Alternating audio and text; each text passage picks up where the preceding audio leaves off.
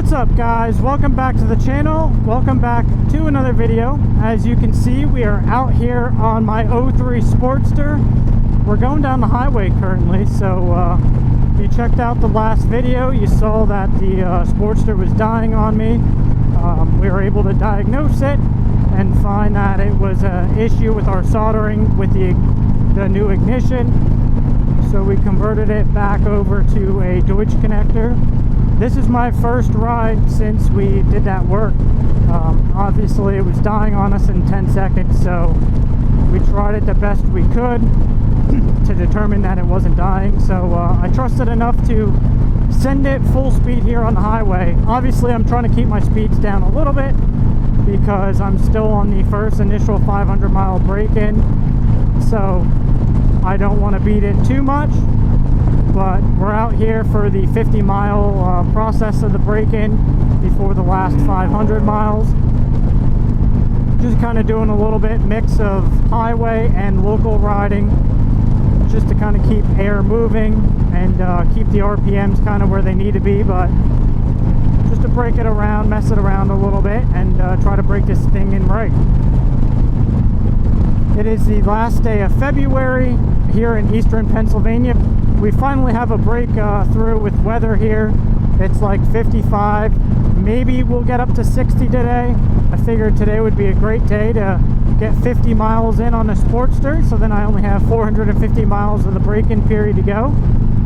Hopefully everything is good and we're able to get it back home in my garage safely.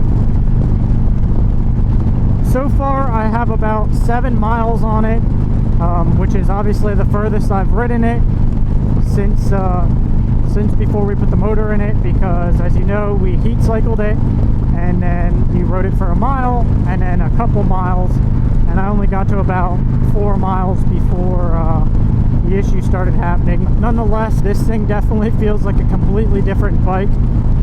Obviously with the break-in period, we're supposed to try to keep the RPMs down as much as possible. I don't have a tachometer, so I'm kind of just, you know, not beating on it too hard or running gears out too long. But this thing feels so strong compared to what it was.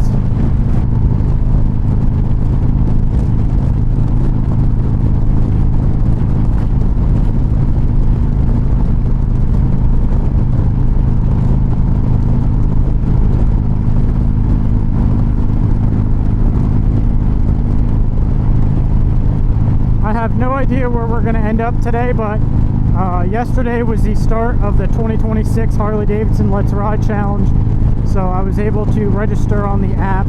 Last year I just completely botched it. I participated in it, but I just kept putting off signing up because I just don't get to the dealers much anymore. So I didn't really sign up until like basically July, when we were already 400 miles in on our 7-day trip down to Nashville. So I lost a lot of mileage in the challenge last year, and I never registered the Sportster, so I lost out on all those miles. But this year we're definitely gonna hit it hard, so I got to get to the Harley dealer. I have a picture of my odometer for both bikes and get those mileages verified, so then that way every mile counts this year and we can see how much we rack up. I'm probably going to be hopping off the highway here in a little bit, so I'm going to shut you guys off, cruise for a little bit, make sure I keep my ears open and stuff to make sure everything mechanically is good, considering this is the furthest ride I've had so far and the most this thing's been ran. So I'll catch up with you guys in a little bit.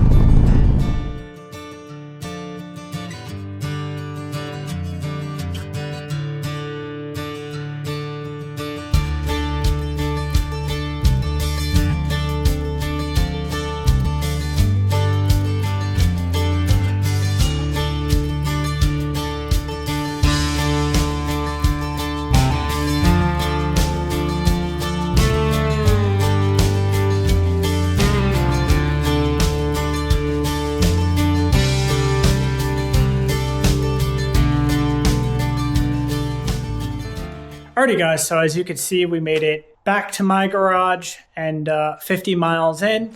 The bike performed absolutely wonderful other than stopping and only having issues with what appears to be one bottom push rod tube cover.